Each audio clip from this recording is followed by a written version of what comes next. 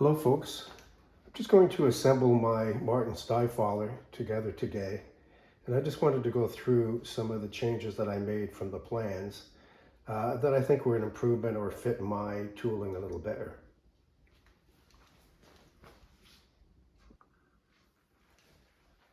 First changes I made was to the base. On the plans, they have the screw to hold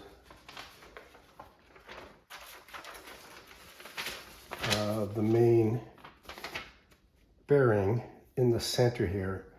But because I'm holding a motor off the edge of that bearing, what I did was put the two screws in the center of this boss here on either side so it's pushing it down like a wedge shape. I also machined this bearing out of steel and just got two inserts, 1 inch long, pushed in there, and also made a bit of a recess here so that when the screws are tightened down, they create a burr and that can make it hard to get it out and also damage the bore in here.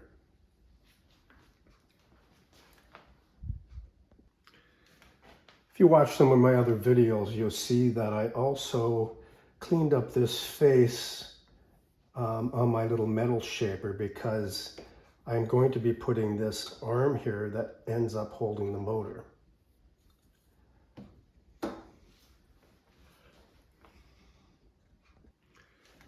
Okay, let's start assembling this.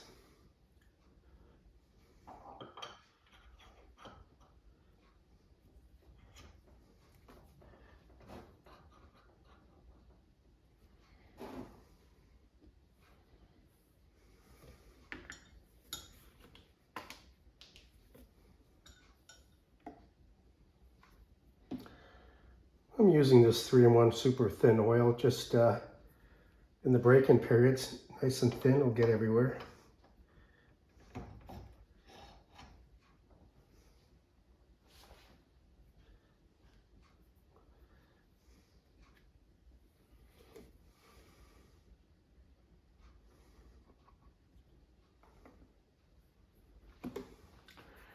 By the way, the plans did say to make this block slider out of steel. I see some people making it out of brass or bronze, but actually steel has a better coefficient of, or less coefficient of friction between steel and cast iron than there is between brass and cast iron. So I stuck with the steel.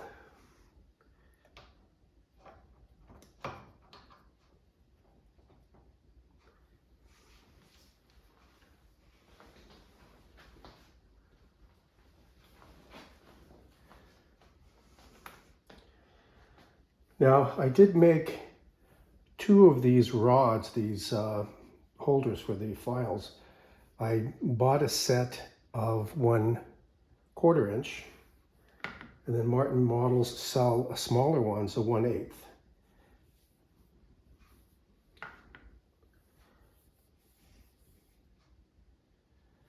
Before I put that on, I got to put this on. Here they said to use 1/4 inch felt. I couldn't find that, but you know, if you go to Home Depot or any of those places, you can find these felt pads for the bottoms of your chairs. I used that and just used a punch to punch that hole in there.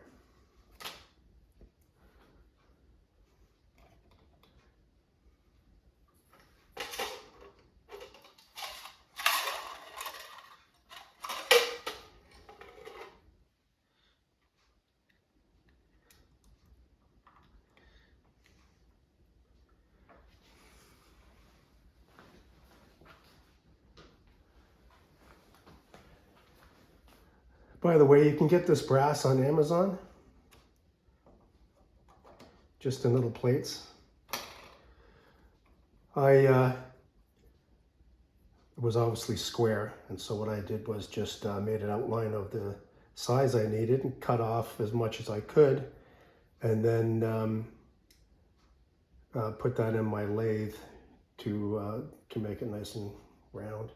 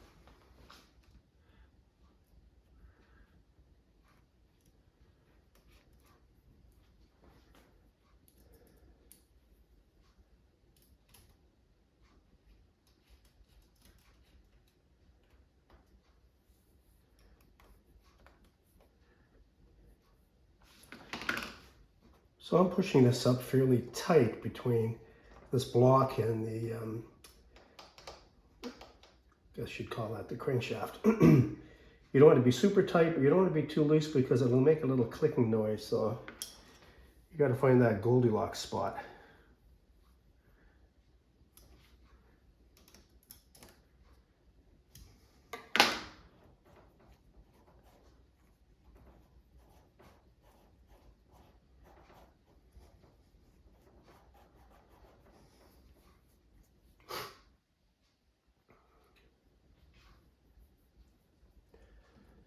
Now, I made this custom bracket. You can also see me machining some of this on the little shaper because I wanted to have the motor hanging on this so that the whole thing is one piece. I originally started with a sewing machine motor, but I found at the lower revs it just didn't have the torque. So I found this surplus DC motor that seems to work quite well. If you can't find one of those,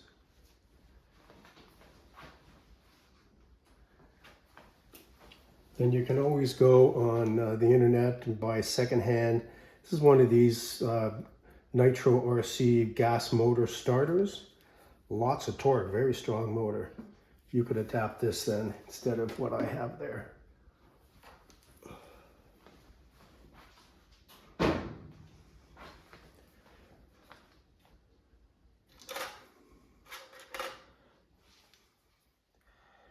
Now I'm going to need to put the table on next.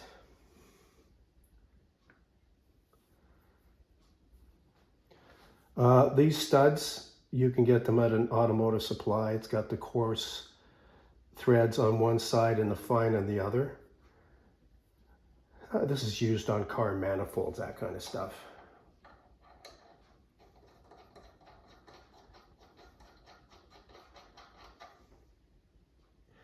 I'll put Loctite in that a little later. The table, also another video, I actually glued it with JB Weld so I could put it on my lathe. I ran it very slow, and you can see you can get a nice finish even though you're running something slow on the lathe. You don't have to go fast.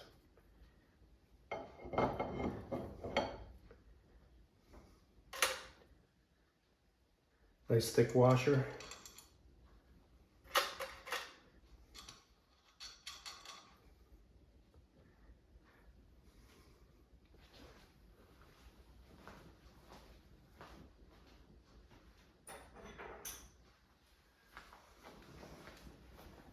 Yeah, we'll just put that in there. Eyeball that for now. I should mention that the instructions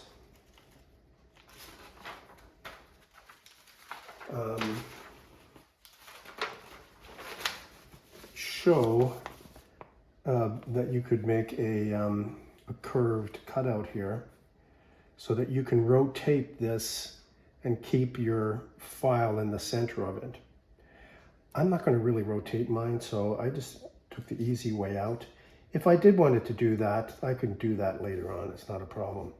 But what I did instead was, instead of having the little 1/4-inch hole here, I've made these plugs so that I can change them for the different size files.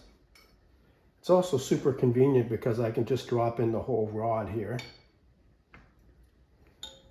And to me, it just suited my purposes. If I had to adjust it a little bit, then I could make a hole just a little bit off center here, and that would work fine.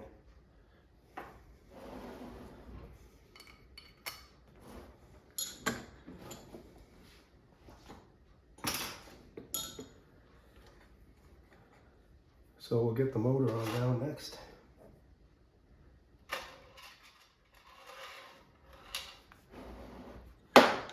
I'm just gonna tighten that arm.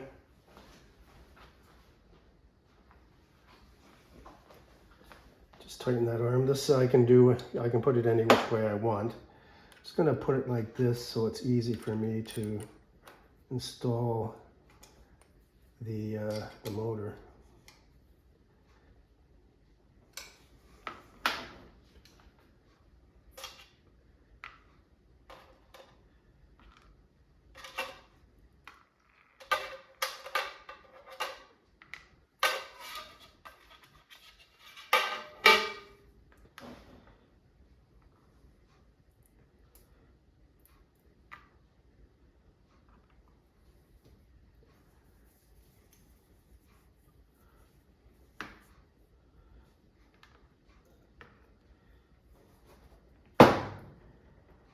a little tricky. I'll get the screw in here first. It's got a little rubber there.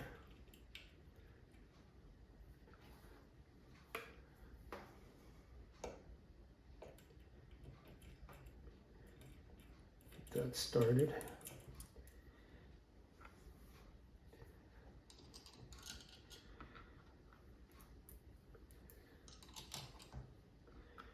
Get the rubber on.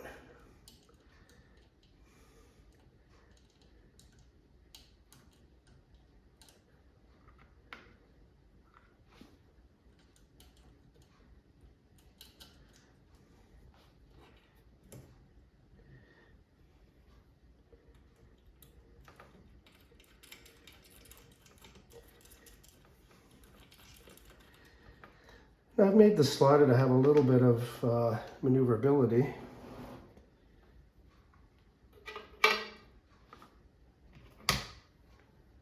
This belt actually came with the sewing machine motor. I'm going to upload a video later on showing the sewing machine motor in action. Just didn't have the torque at low speed for me.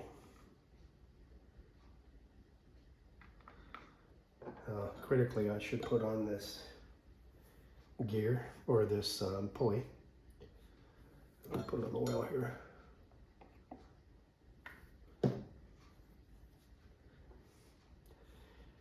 I've made a little recess here for the Allen key.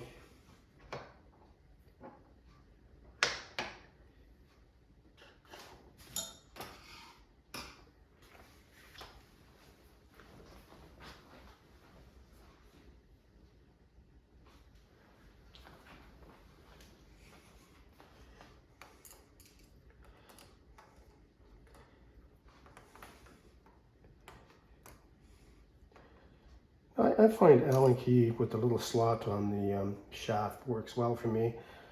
Once I've assembled this for good, I will put 2 Allen keys in here to lock it.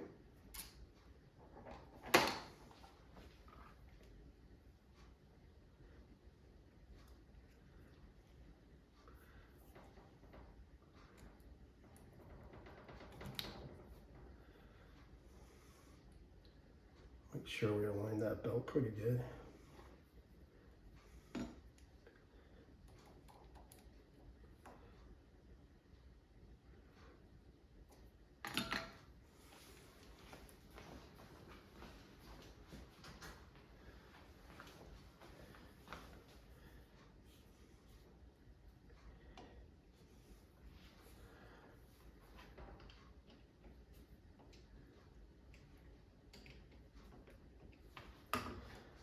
I am going to change to an O-ring because this belt actually is already starting to fray, so it'll be good enough for the show today.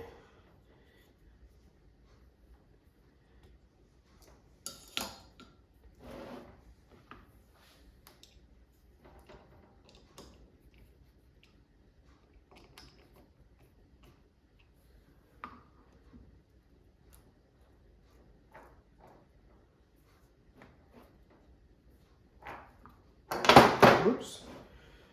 Put that back on in a minute.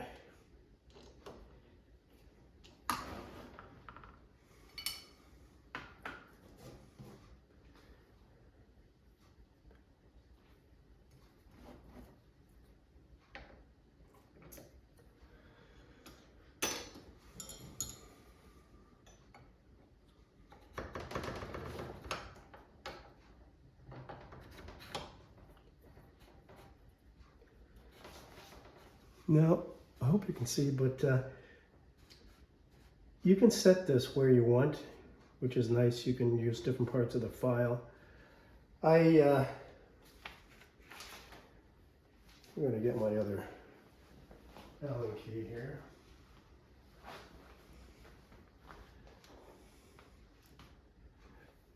You don't want it to hit the felt, so somewhere around here is a good place to start.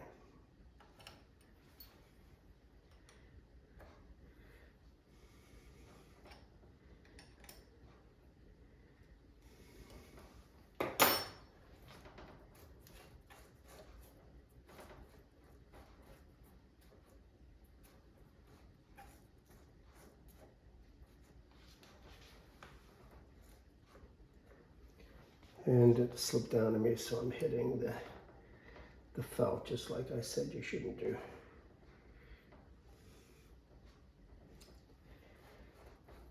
That's always something you should do, is make sure you can spin your machine by hand before you turn her on full blast. So that's pretty good. I'd like to give that a little more.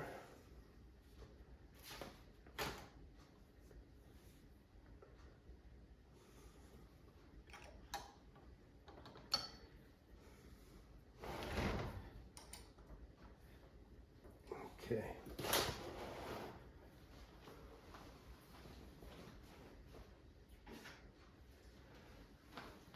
Now you can check how level you are. Adjust it. This one's a little down.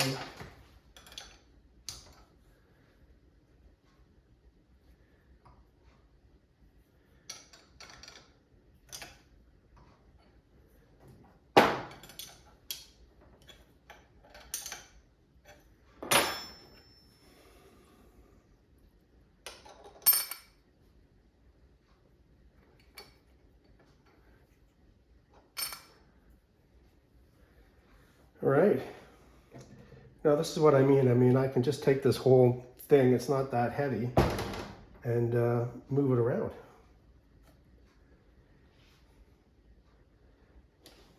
The other thing I did was I made these files both using the same screw, just to make it easier instead of having to find different screws all the time.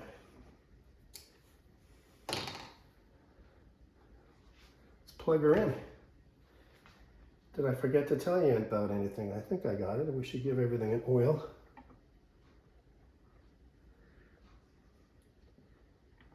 Drip a little down there, a little here. I think I am going to put some oiling features in here. Oil does drip down, and it will go all the way to here, which is kind of nice, but nothing really going in the block or on the main bearings here. So I'll figure something out for that later. Now what I did was, to control the DC motor, I just purchased this, I think it was like $28 Canadian off of Amazon. And you can actually control the voltage here, which will then control the speed. So let's give it a whirl.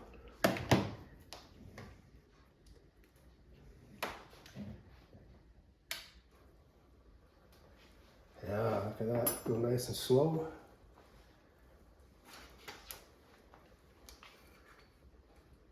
Still got enough torque.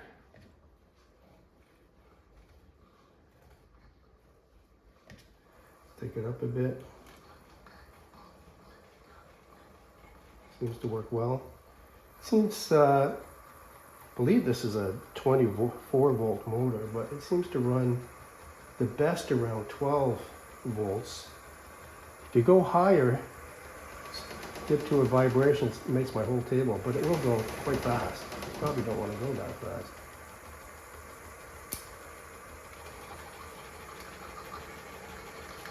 Beautiful. Seems like a nice speed. So one of the first things I noticed right away though was that you got to hold your piece down and it starts to vibrate on you. So I was thinking of how am I going to make a hold down, and what I came up with actually was I just used one of these cheap, I guess you would hold your dial indicator and that kind of stuff on this. In Canada, I got this at Princess Auto. You could probably, like for 12 bucks or something. If you're in the States, you can go to probably Harbor Freight, might have something like this. Then I can lock it in the position that I want. And then with this fine adjustment, I think I got it set. You can actually lift it up or go down if you want to have a little tighter. And set that up so she's not bouncing all over the place. And she's quite strong. I mean, this thing moves the whole table. Let's give it a whirl.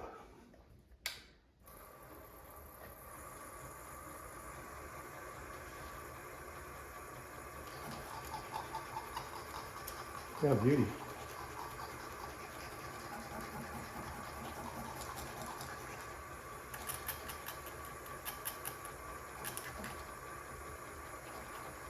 You can have that really tight there if you wanted.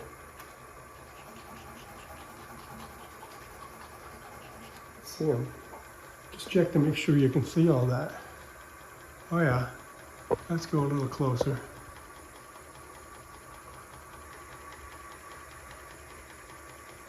There you go. Hopefully my big fingers are not in the way, but let's take a look.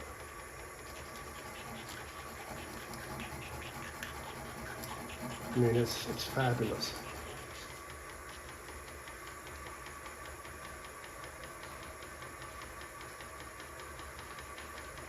You know, I've been working on a little hit and miss engine, and just cleaning up these parts on the die filer. What a time saver. It's beautiful.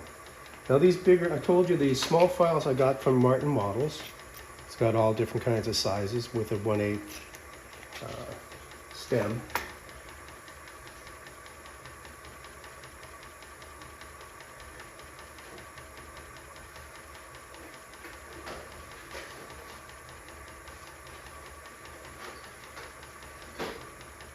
And the larger files I got from the Falcon Tool Company. Two sizes you can get most of the tools in, a 00, which is coarse, and a number 2, which is a handy size file to use. I got some of both. Right now I've got the coarse file in there.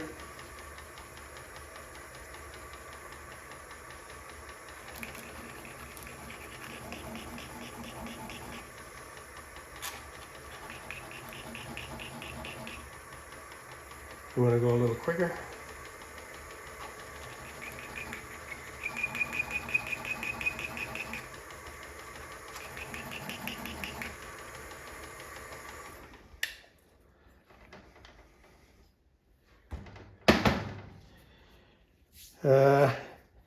Let's do a small file. So we just pop this out.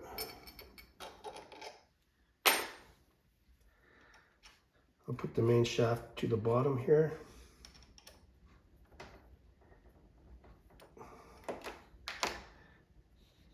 She just slips right out. Get our little file. Make sure she's clean.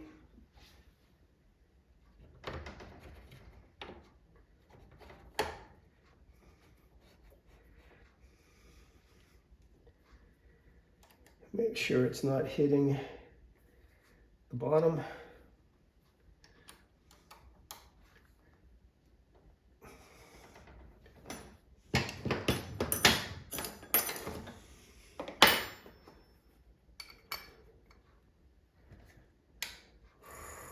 Beauty. Put our little hole down.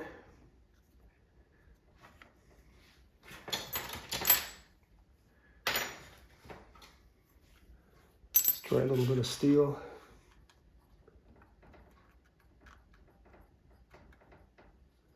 That's hitting there. Let me see if you can see that okay. Yeah.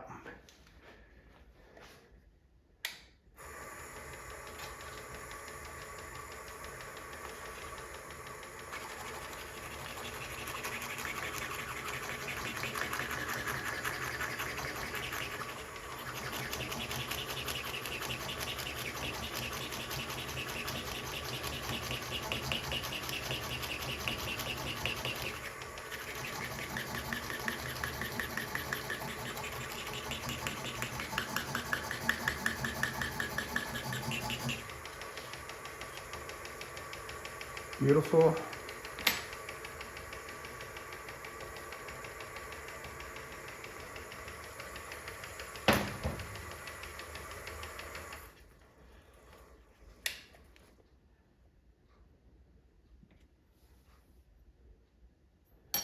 We'll do a little bit here. I want to get into these corners.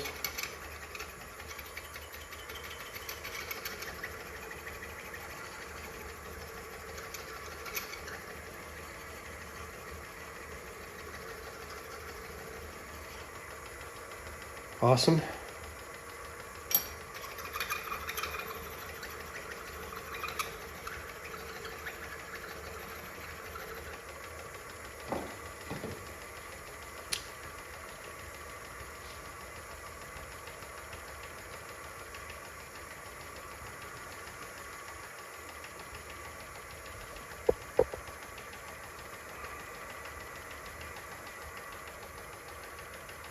That's her, all done.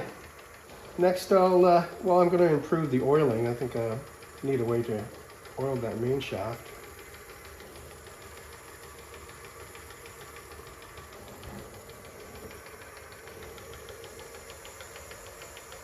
I like the open model. I really like seeing that thing going up and down. Probably the same reason I like the metal shaver, where you see the ram coming in and out.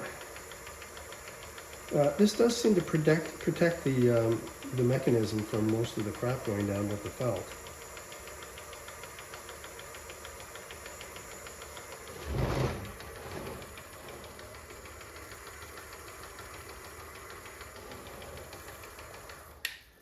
And for me, I just unplug it and away she goes. Hope you enjoyed the video.